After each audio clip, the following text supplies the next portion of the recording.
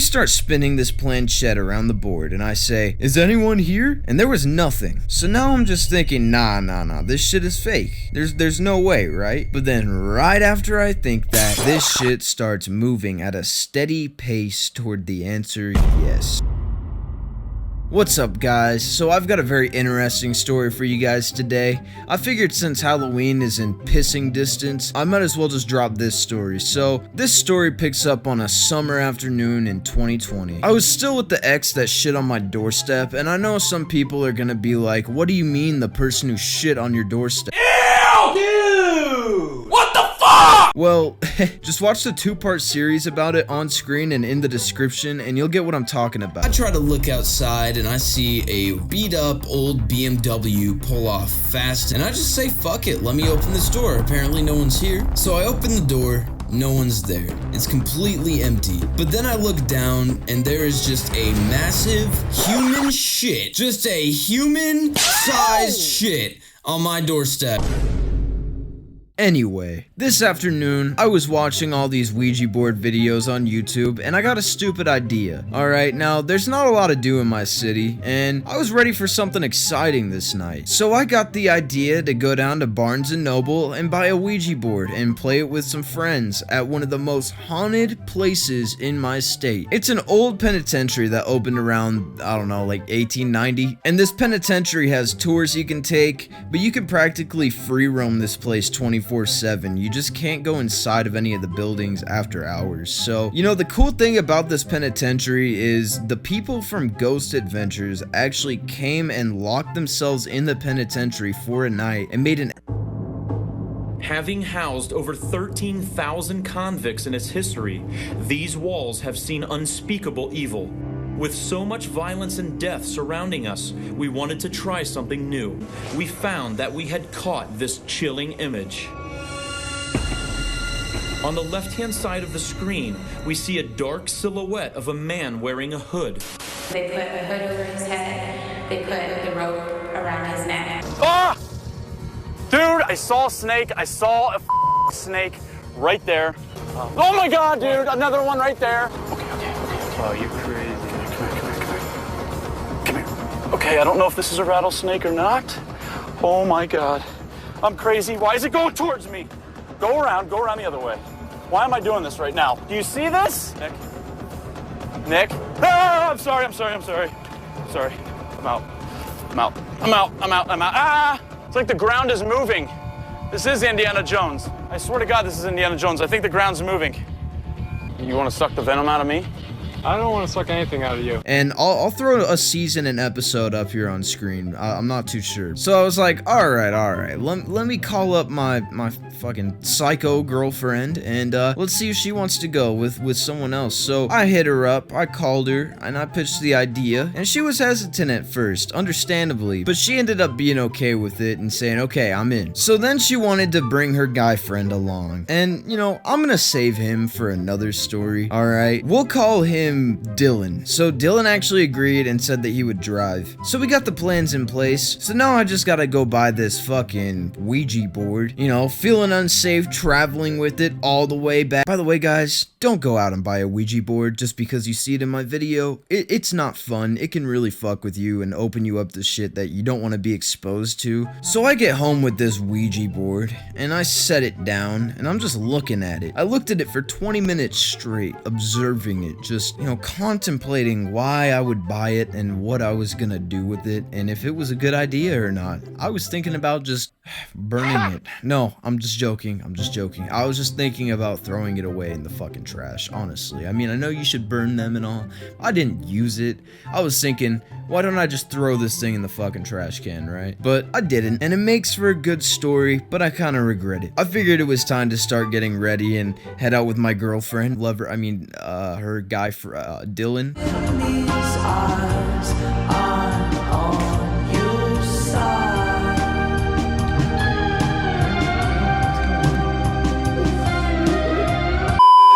So a couple hours go by, they pick me up, we get to the penitentiary, and the whole vibe changed, guys, right when we entered the parking lot. So we all got out, I was carrying the Ouija board, and everyone was pretty nervous. You know, I wasn't even sure if it was going to work. So we started exploring this place at night and, you know, scoping out a place to play this thing. And, you know, Dylan pointed to this broken down, pitch black hut and said, oh, let's go there. And guys, this place was probably the best and worst place at the same time, because, you know, we all sat down there where I couldn't see a damn thing, and I got the fucking chills, and so did they. So, you know, we just kept walking, and mind you, the whole walk around this place was the creepiest shit. I mean, everything's kind of like, it almost looks abandoned and broken down, and you already know this place is fucking haunted. Like, it was in business for 101 years, and you already know there was some people executed there, you know, lots of violence. Alright, we're at a penitentiary. So we get going along the side of this building, and it was the women's facility part of the penitentiary, and out of nowhere, we all get this rotting smell in the air, and it was so strong, and then the crickets just got all, like, loud all around us, like, super loud all around us. That's all we could hear was the crickets. So, you know, I was like, guys, let's just do it here. This is creepy as hell, you know, and I think there's something here. So I take the board out of the box, and we all circle around it, and I told both of them not to take their hands off. We start spinning this planchette around the board, and I say, is anyone here? And there was nothing. So now I'm just thinking, nah,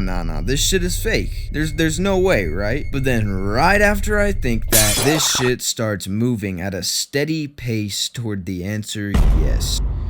And immediately, everyone was like, who the fuck is moving it? It's you, isn't it? And we were like, no, man, I swear, it's not me, it's not me. So this planchette moved to yes, and I was like, okay, let me ask some questions. Are you a boy or a girl? It spelled out girl.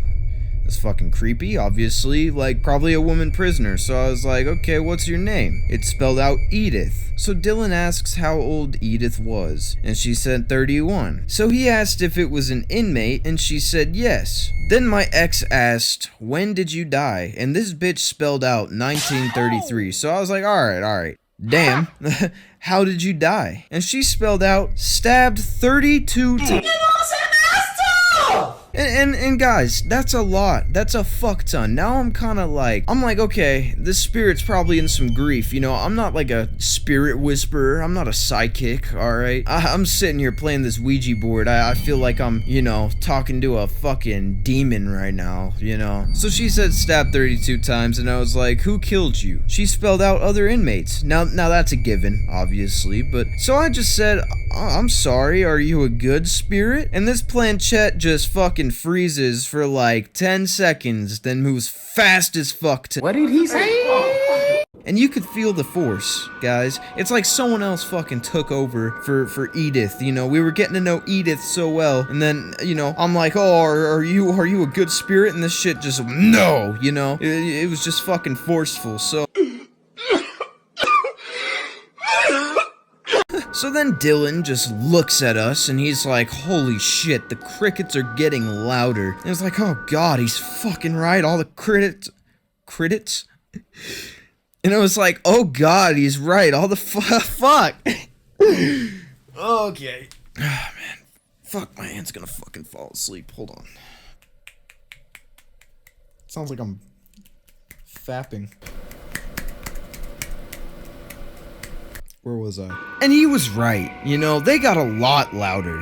So I was like, alright, let me ask one more thing. So I asked, are you gonna hurt us like a fucking dumb? Just looking for the aesthetic feel, you know? I know they can't hurt you. We all see this shit go straight to yes, fast as hell. Bro, what the fuck what did you just say? And I was like, okay, alright, I want to say goodbye. Can we say goodbye? And it just went to no, you know, it went straight to no, you know, it was like, no, like, it was forceful, you know, it was, you know, like, no hesitation in this fucking spirit. I don't know who we were talking to. And then I was like, okay, fuck this. My dumbass just moved that shit to goodbye, went over it, and just packed up the fucking Ouija board. And right when I started doing that, the crickets got even louder, and there was the same smell in the air, but it was even stronger. And we start hearing and seeing the bushes move, and the sound was just getting closer, and I could see something was moving through the bushes, and it was getting closer. And it was almost like all the bushes were parting like the fucking Red Sea, guys. I'm not even joking. Hell no! Alright, I was scared shitless. I think we all were. I think we were all just scared shitless at this point. So we just all dipped the fuck out ASAP. I mean, just got the fuck out of there, and we started running full speed to the car. And when we got in the car, there was no relief at all. No relief. You know, it felt like Edith was still hanging around, you know? It felt like she was still with us. I don't know why, you know? So everyone, including me, almost felt like Edith was getting in our heads or some shit. It was a whole mind fuck. So, you know, they drive me to my house first, and I'm like, okay, I'm not staying here tonight. My house is partially haunted. That's for another story. I'm gonna go throw the Ouija board in the bushes outside my house, and I'm gonna stay at my girlfriend's house. So I just did that, you know? Dylan dropped us off at her place, and we sat with her dad and told him the entire story, and then we just passed the fuck out, you know? What else were we gonna do? It was a whole mind fuck, you know? It felt like Edith was inside our mind. So I still couldn't get Edith out of my head all night, you know? I know, guys, I'm a pussy when it comes to this shit. It's all good. So the next day comes along. When I get home, I immediately go to my phone to search up Edith. So I searched through all the records, and then I couldn't find a single thing about her. And then I decided to call the penitentiary, and they couldn't find anything either. So I'm not too sure what happened there. I'm pretty sure there was just a spirit messing with us. I'm damn sure that no one was moving it on their own, though. I'm damn sure we got in contact with a spirit, guys. Alright, that's 3 damn sures from me. I'm still not too sure what happened to this day. I also don't know what was in the bushes or anything, but that shit was pretty crazy. I mean, I thought it would be a pretty crazy story for, you know, a good Halloween story. If you guys did enjoy this story, please let me know down in the comments below. You know, it's a little bit of a different story than what I'm used to, but I figured, you know, it's Halloween. I might as well do a paranormal story. But yeah, guys, if you liked it, make sure to like, subscribe. This has been Smog. Peace out. I record videos on my bed. I really do. And that's okay. All I need is a mic on my bed, and I'm just chilling. Sometimes on my desk, sometimes on my bed. I'm cool with that. I'm an icon. Hey, hey, hey, yeah. I just sold my soul. I'm an icon. I'm an icon, living like an icon. I've been on the road, I've been doing shows. Yeah, yeah, you can see the road. Still can sell low. Yeah, I've been so alone, used to it, I'm gone.